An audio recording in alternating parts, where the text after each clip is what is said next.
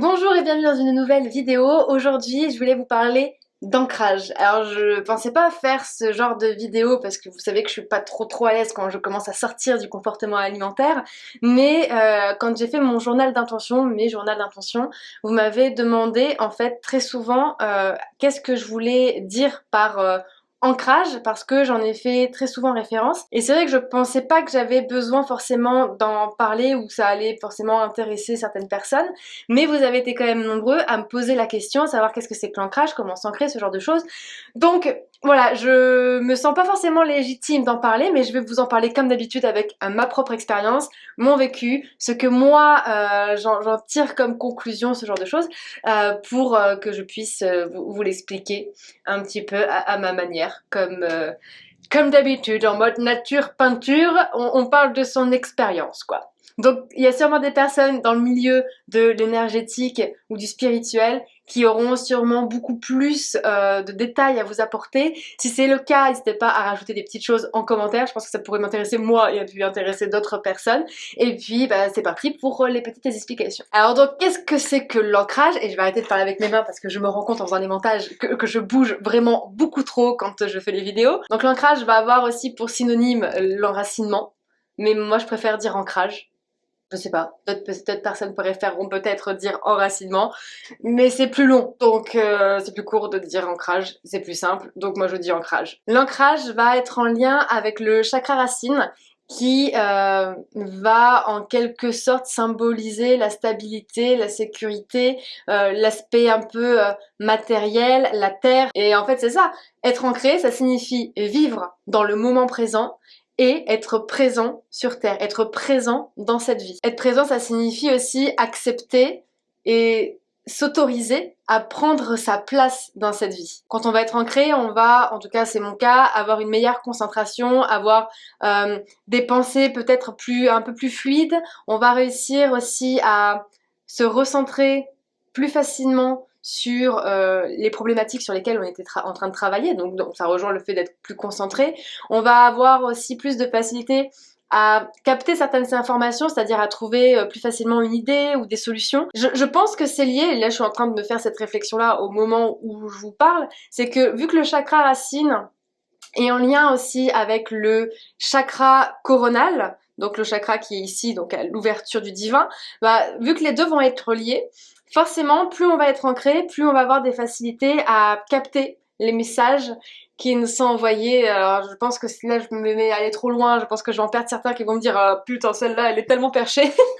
Mais tout ça pour dire que plus on va être ancré, plus on va capter des informations, plus ça va être facile d'avoir des solutions éventuellement à nos problèmes ou à des choses qu'on essaye de régler. Quand on est ancré et donc on est dans le moment présent, on va donc en même temps être acteur de sa vie. Et ça, j'en parle souvent, d'arrêter d'être spectateur de sa propre vie. J'en parle souvent, hein, mais je le fais moi-même. Hein, qu'on soit d'accord.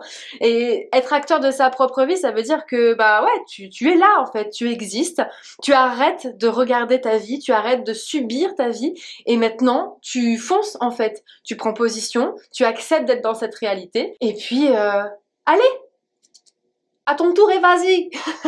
Parce que justement quand on manque un peu d'ancrage ou beaucoup d'ancrage, on va avoir tendance déjà à oublier plein de choses. On va être un peu tête en l'air, on va vivre très souvent dans le passé ou dans le futur, ce qui est typiquement mon cas, hein, je suis rarement dans le moment présent. Et ça peut être un petit peu compliqué parce que forcément, vu que t'es soit tout le temps en train de rabâcher le passé, bah tu restes dans des moods parfois pas très cool parce que t'es sans cesse en train de rabâcher.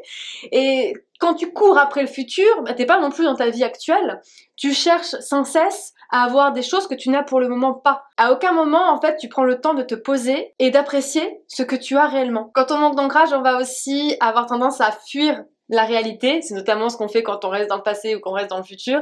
On part un peu là-haut, hein, dans les nuages, et puis on veut être partout ailleurs, sauf ici. On va peut-être aussi avoir tendance à s'effacer, à être plus dans l'observation plutôt que dans l'action, et on va pas forcément des fois se sentir légitime d'être dans cette vie en fait, d'être présent dans cette vie, d'être présent dans cette réalité-là. Et c'est notamment parfois ce qui est le cas avec le fait d'avoir une mauvaise acceptation de soi, de rejeter totalement son corps et de se dire que de toute façon on ne veut pas de ce corps-là et qu'on va tout tenter pour réussir à avoir un corps différent. En fait, on prend pas le temps d'apprécier ce qu'on est en train de vivre à ce moment-là, on est sans cesse à la recherche d'un autre corps, un corps qui, là, pour le moment, n'est pas le nôtre, qu'on aura peut-être un jour, mais qu'on n'aura peut-être jamais. Et on prend pas le temps de se poser, on prend pas le temps d'agir, on cherche juste à s'évader, soit dans le passé, soit dans le futur. On ne s'affirme pas parce que, forcément, quand on n'a pas forcément envie d'être vu par les autres, ou d'être remarqué par les autres, ça peut aussi s'expliquer donc par un manque d'ancrage. Ce qui fait qu'on va aussi parfois se laisser peut-être un peu trop envahir par ses pensées, envahir par ses émotions. On va être totalement à côté de nos pompes. Et chose un peu plus physique pour les personnes qui ont besoin d'un truc un peu plus concret, c'est qu'au niveau des jambes, on va se rendre compte qu'on va manquer un peu de stabilité au niveau de nos jambes. Soit nos jambes vont avoir tendance à flageoler un petit peu, soit on va avoir tendance à beaucoup trébucher, ou on va avoir sinon tendance à avoir peut-être des fourmis dans les jambes ou dans les pieds. Bref, on va avoir moins de stabilité et de sécurité au niveau de nos jambes. Et je pense d'ailleurs que ça a peut-être un rapport avec l'expression « je suis droite dans mes bottes ». Par contre, attention à ne pas être trop ancré, parce qu'en effet, comme vous le savez sans doute, avoir des carences, c'est problématique, mais avoir un surplus, c'est problématique aussi. Là, c'est exactement la même chose que pour tout ce qui est vitamines, minéraux ou macronutriments. C'est-à-dire que quand on va avoir trop d'ancrage, que le chakra racine va être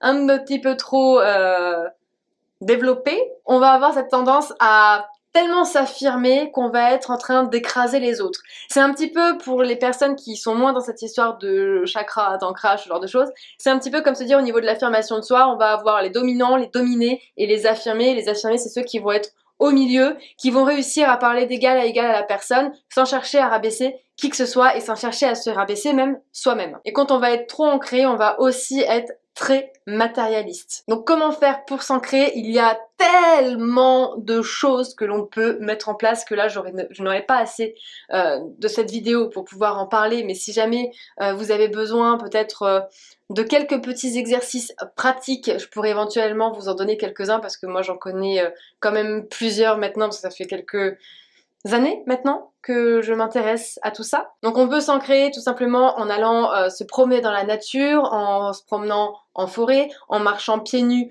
dans son jardin, dans l'herbe, en pourquoi pas en jardinant, en mettant les mains en fait dans la terre pour essayer de planter des choses.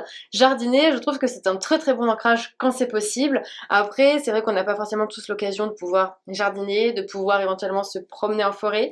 Ce que vous pouvez éventuellement faire, c'est méditer. Il y a beaucoup de méditations sur YouTube, justement pour s'ancrer.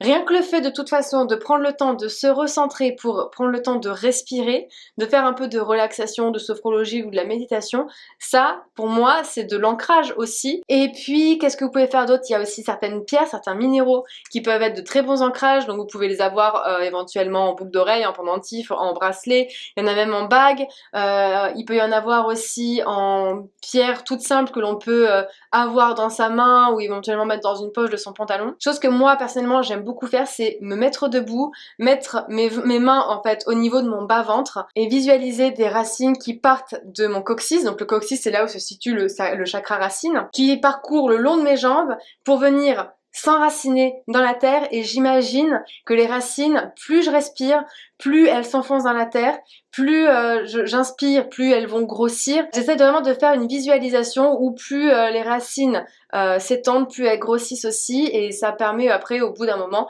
de pouvoir être plus stable sur mes jambes. Je sens qu'au départ je vais avoir tendance à tanguer, à chercher un peu ma position, et par la suite je suis vachement plus stable sur mes jambes, et ça c'est très important pour moi de le faire pour essayer un peu de faire barrière. C'est vrai que ça fait très longtemps que je le fais plus à chaque consultation, mais il y a une période je le faisais avant chaque consultation pour éviter d'être trop impactée par la séance et être trop une éponge, parce que c'est vrai que moi j'ai tendance à prendre un petit peu. C'est vrai que ça fait longtemps que je l'ai pas fait, et je pense que là le fait de faire cette vidéo et que le fait de dire ça, je pense que c'est aussi pour me rappeler que je dois penser à le faire là un peu plus souvent. Chose aussi qui peut permettre de s'ancrer et que j'ai mis en place de manière assez naturelle sans sur le moment l'avoir vraiment conscientisé. C'est vraiment là quand j'ai commencé à vouloir préparer un petit peu la vidéo, où j'ai voulu mettre quelques idées, où j'ai pensé à ça et je me suis dit mais c'est vrai que c'est un bon ancrage, et j'avais pas conscience en fait que ça pouvait être un ancrage. C'est le fait de prendre le temps de se poser et de voir le positif, de voir la beauté en fait de notre journée. Parce qu'on a souvent tendance à, comme je vous l'avais parlé, comme je vous en avais parlé, quand on parle de gratitude, quand je vous ai fait un petit peu les explications de mon journal d'intention, on a tendance à beaucoup se focaliser sur le négatif de notre journée et ça nous fait en fait aller et dans le passé et partir dans nos pensées, dans nos émotions et en fait on n'est pas dans le moment présent. Donc le but ça serait vraiment de pouvoir prendre du temps pour voir un peu les aspects aussi positifs de notre vie et ça permet de revenir dans notre réalité, de revenir dans le moment présent. Et autre exercice qui peut être aussi pas mal, c'est pourquoi pas quand vous sentez que vous avez besoin d'ancrage, de prendre un temps où vous respirez et où mentalement vous vous dites je suis. Et d'être vraiment convaincu que vous êtes en fait. Vous êtes présent, vous êtes ici, vous êtes là en fait dans cette vie pour une bonne raison. Pas pour être spectateur et se dire que ouah, j'ai quand même une vie de merde. Non, on est là, on est présent. Si on a une vie qui ne nous correspond pas, c'est peut-être qu'on a quelque chose à tirer comme expérience, comme leçon de cette vie-là. Peut-être qu'on a des choses à mettre en place, peut-être qu'on a une expérience à tirer, peut-être qu'on a des choses à transmettre à d'autres personnes dans cette vie-là. Partez du principe que rien n'arrive par hasard. Rien n'arrive par hasard. C'est une phrase, je crois que ça a été un mantra que je me suis répété pendant plusieurs années, parce qu'il y a typiquement une période de ma vie où j'ai eu l'impression de subir tellement j'avais des merdes qui venaient sur moi, mais clairement, rien n'arrive par hasard. Il y a toujours une expérience et une leçon à tirer de chaque expérience de vie. Et la dernière chose là qui me vient en tête, ça va être tout ce qui va être activité manuelle, donc comme le jardinage de tout à l'heure, et aussi tout ce qui va être activité sportive. Enfin, dès qu'il va y avoir un rapport avec le corps, en fait, ça va nous permettre de pouvoir être ancré. Et c'est pour ça que ça peut parfois être compliqué pour les personnes qui n'ont pas envie d'être dans leur corps parce qu'elles le rejettent. Il va y avoir vraiment un problème d'ancrage et je vais vraiment m'en rendre compte dans le sens où dès que je vais commencer à parler de devoir faire des choses en étant en mouvement ou peut-être en faisant peut-être de l'activité physique, pas quelque chose que moi j'aurais choisi, mais quelque chose qui plairait à la personne, ça peut être compliqué d'investir son corps et d'être en fait dans cette fameuse réalité-là avec ce corps-là et de chercher à s'enraciner. Alors peut-être que je dis des grosses bêtises, mais en tout cas c'est moi le ressenti que j'en ai et c'est vrai que quand on fait des exercices avec les patientes d'ancrage, qui sont parfois un petit peu compliqués, qui prennent un peu de temps des fois à être mis en place, je trouve qu'il y a quand même beaucoup d'améliorations avec ces personnes-là. Donc voilà pour la vidéo d'aujourd'hui. J'espère qu'elle vous aura plu, que ça vous aura permis un petit peu de vous éclairer, que ça vous aura éventuellement donné des idées pour chercher vous aussi à vous ancrer. Comme d'habitude, si vous avez aimé cette vidéo, n'hésitez pas à la liker, vous abonner si c'est toujours pas fait, et puis je vous dis à demain dans une nouvelle vidéo.